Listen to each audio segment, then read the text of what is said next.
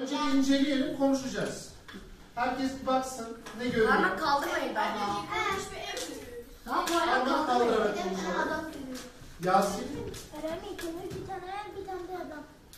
Yıkılmış ev, adam görüyorsun. Bir tane Berat. doğal afetlerin gerçekleştiğini gördüm. Doğal afetlerin gerçekleştiği yılda yıkılmış bir ev. Kayra. Kimsenin yanına Yani hepimizin o zaman fikri şu mu? Yıkılmış bir ev var. Hayır. Söyle tamam. Ortada yıkılmış bir ev var. Ömer bir şey Yıkılmış bir söyleyeceğim. ev var. Bir şey Söyle var. söyleyeceğim. Ömer burada doğal afet gerçekleşseydi yanındaki binaya da bir şey olurdu gibi düşünüyorum. Güzel. Şimdi bir yıkılmış ev var. Evet Orada öyle bir ama yıkılmış, yanındaki yıkılmamış. binaya zarar olmadı. Ya sonradan yapılmış ya da bu eve başka bir şey olmuş. Olabilir değil mi? Peki o zaman şimdi ikinci resme bakalım. Burada neler görüyoruz? Önce bir resmi inceleyelim değil mi? Bir parmaklarımızı indirelim. Önce bir resme odaklanalım. Neler görüyoruz? Neler var? Ceylin. Özgeciğim bir indirelim. Mesela şuraya yıkılmış ama diğer evler yıkılmamış. Yıkılmamış mı? Başka fikri olan? Bahar. Deprem olması sebepleri. Evet deprem olmuş. dışında başka bir şey olmuş. Zeynep. Buldu. Burada da yine yıkılmış, çökmüş ve... Bir ev mi yıkılmış? Ve neden yıkıldığını anladım. Diğer evler de yıkılmış. Halit. Deprem bir yerde deprem olmuş. Sadece deprem olmuş olarak mı düşünüyorsun? Bir önceki resimde peki bu resim arasındaki farkı düşünerek söyleyin. Bir öncekinde neydi? Bunda ne? Meryem? Doğal afetlerden oluşan bir yıkım. Bunu mu düşünüyoruz sadece? Ama bir öncekiyle şimdikini kıyaslarsak öyle düşünelim. Ece? Toprak kayması da olabilir. Toprak kayması. Peki toprak nereden kayar ki? Burada toprak kayması. Ve toprak kaymasına benzer ama başka bir yolu var. Ay bu resimde var böyle bir şey. Öyle söyleyeyim. Hakan? Peki evin yarısı sağlam yarısı ama büyük şeye bakın çocuklar. Bakarken sadece bir şey değil. Arka planlarda olan şeyleri de inceleyerek söyleyin. Ama anne ben buldum. Tamam. Ev çökmüş. Ev çökmüş. Çökmüş. Tamam. İkisinde de çökmüş vardı. Ali İhsan? Öğretmenim bir önceki öğretmenim evin tamamı çökmüştü. Öğretmenim burada da yarısı çökmüş. Birinci resim o zaman sadece bir ev gözüküyor da diyebilir miyiz o zaman? Ay iki. Burada Ve bir öncekinde ikiye gözüküyor. peki sebebi ne olabilir? Ve sebebini galiba düşünüyorum. Ben de biliyorum. Lütfen. Bir evin temelinin sağlam olması, diğerinin olmaması. Birinin sağlam, diğerinin sağlam olmaması. Ama diğer evler de yıkılmış. İhsan? Yıkılan bir ev, yanında da iki tane yıkılan bir ev. Öğretmenim Söyle. Öğretmenim o tarafta yıkılmamış çünkü o tarafta demir var, bu tarafta altında demir yok. Burada demir olmadığı için mi yıkıldı? Bence... Ya orada da demir var.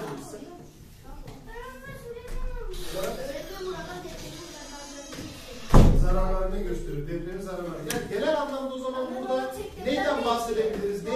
Neyden bahsedebiliriz? Ve burada Doğal olan afetlerden. şeyi buldum ben. Ve burada öğretmenim onun tam nedenini bilmiyorum. Aşağıda su kaynakları olur öğretmenim. Tamam. O su kaynaklarının neydi? Yok olmasıyla o toprağın düşmesiyle ilgili bir şey olup öyle düşüyor. Öyle bir şey. Evin yarısı yıkılmış, yarısı yıkılmamış. Yarısı yıkılmış, yarısı yıkılmış. Şöyle yeraltı suları Fikirlerimiz diye. güzel. Fikirlerimiz güzel. Şimdi fikirlerimizi birleştirelim. Bir tane yeraltı suyu oluyor öyle. Tamam. O kurur sonra orası boşaldığı için toprak böyle aşağı doğru kayar. Ama burada aşağı doğru kaymış bir toprak var mı sence? Hayır biliyorum öğretmenim. Burada var. Peki burada da yıkılmış bir bina var. Böyle bir parçası. Ben işte ben de şunu diyorum büyük bir aşağıda su şeyi var. Orada mı ne? Peki, fay hattı. Arkadaşımızın söylediği fay hattı mı?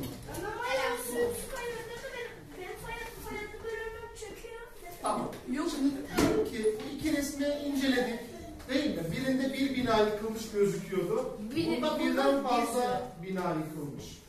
Birinci bir resimde bir binanın yıkılma sebebi belki çok eskidiği için olabilir mi? Evet. Olabilir değil mi? Evet, çünkü çok eski bir ev olduğu nereden anlaşılıyor? Çünkü öğretmen şimdiki gibi evlerden değil de böyle şeyler koyuluyordu. Neyle? Daha çok böyle farklı şeyler kullanıyor. Şimdiki böyle mesela öğretmen burası şimdi böyle ya. Tamam. Onlar böyle farklı şeylerden üretiliyordu eskiden. Taş evlerinde. Evet. Şimdi çocuklar, konumuz neydi bizim? Doğal afetler. Birinci resimde tek bina yıkıldığı için, yani ev eskidiği için yıkılmıştır diye düşünebilir miyiz? Ama birden fazla farklı binaların çatlaması, yıkılması, onu yapan şey ne? Rüzgar bunu yapabilir mi? Rüzgar, normal rüzgar yapabilir mi? Yağmur yapabilir mi? Fırtına çıkartıyorlar. Yapabilir mi yağmur? Ama yağmur yapabilir. Serbest. Yapmaz. Peki çok güneşin olması? Çok güneşin olması. Peki bunun nasıl yıkıldığı hakkında bir fikriniz olsa söylesek. Ali İhsan? Deprem yüzünden. Peki deprem nasıl, nedir? Deprem nedir? Doğal afettir zaten de. Meryem? Mesela sallanmaydı. Çok güzel. Ne yapıyor depremde? Ne oluyordu depremde çocuklar? Sallanma oluyordu. Nereden sallanıyor? Yukarıdan mı sallanıyor? Yerden mi? Aşağıdan sallanıyor. Özge, yerin altından geliyor değil mi? Ona biz ne diyoruz o zaman? Diğer adını bilen var mı? Zelzele. Güzel. Ama ben söyleyebilir miyim? Ömer'in depremin bir başka bir şeyinde. Söyle. Ömer'in şeyde fay hattı var Ömer'in altında. O fay hattı öğretmenin böyle bazı etkenlerden dolayı Ömer'in böyle kırılıyor. Neyden? Hangi etkenler onlar? Ömer'in bazen su böyle öğretmenin onu şey yapabiliyor. Su kaçağı olabiliyor. Ömer'in o yüzden bu kırılıyor. Ömer'in depremde gerçekten. Derinlerin fay hattı değil hadi.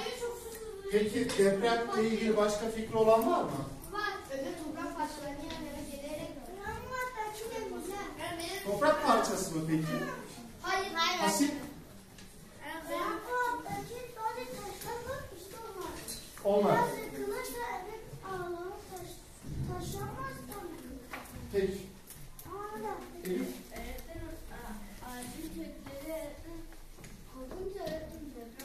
Ağacın kökleri kopunca mı? Ağaç olmayınca. Farklı düşüncesi olan var mı Azra? Söyle. Öğretmenim deprem de olmayabilir. Çünkü evin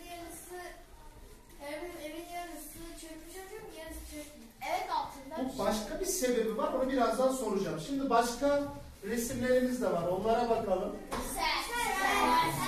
%100 sel. Niye sen? Nereden anlıyorsun sen olduğunu? Evet, Asap? Öğretmenim ya göllerin taşması veya yağmurların çok yağmasıyla oluşuyor. Göllerin taşmasıyla. Tamam, başka? Öğretmenin diyen kaldırmıyoruz değil mi? Başka parmaklar görelim. Özge? Çok fazla yağmur var değil mi? Burada gördüğünüz resimde ne var ama mesela? yağmur yağmıyor benim. Onu fark ediyorsun. Peki yağmur yağmadı. Peki su nereden geldi? Gölden, denizlerden. Hakan? Tsunami. Peki ona ayrıca geleceğiz.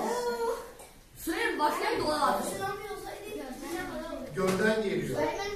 Kaynak? Öğretmenin barajları tutan duvarların yıkılmasıyla barajlardan çıkan sular. Olabilir değil mi? Bu bir ihtimaldir. Evet. Ve bir yol daha var. Bakalım başka resimlerimiz daha var. Konuşacağımız çok şey olacak. Toprak kayması. Söylemeyelim. Toprak kayması. Az önce arkadaşımızın bir ilk resimde demişti değil mi? Toprak kayması demişti. Toprak kayması için ne olması lazım?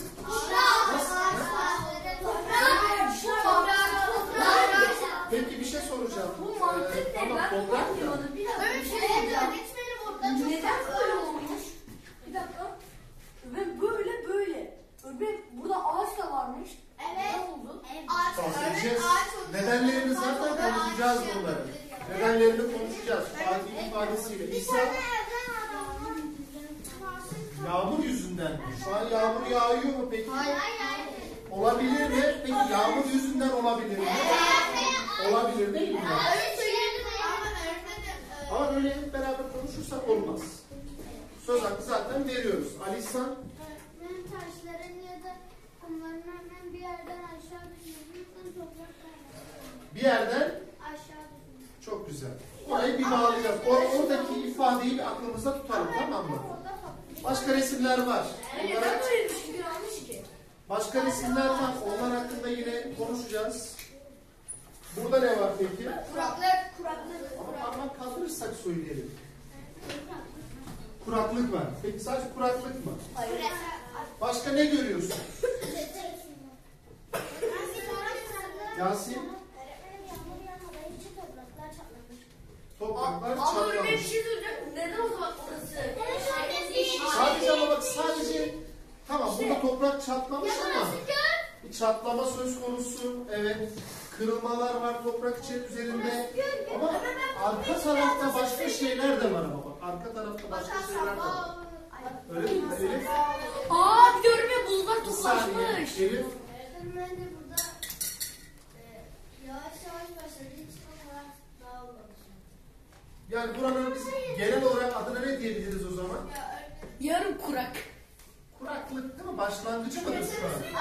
Çünkü niye bakın arka tarafta ne var? Yeşillik var değil mi? Hala yeşil. Ben bir şey Ama daha fark ettim. kuraklık var mı? Bu arada buzlar toplanmış.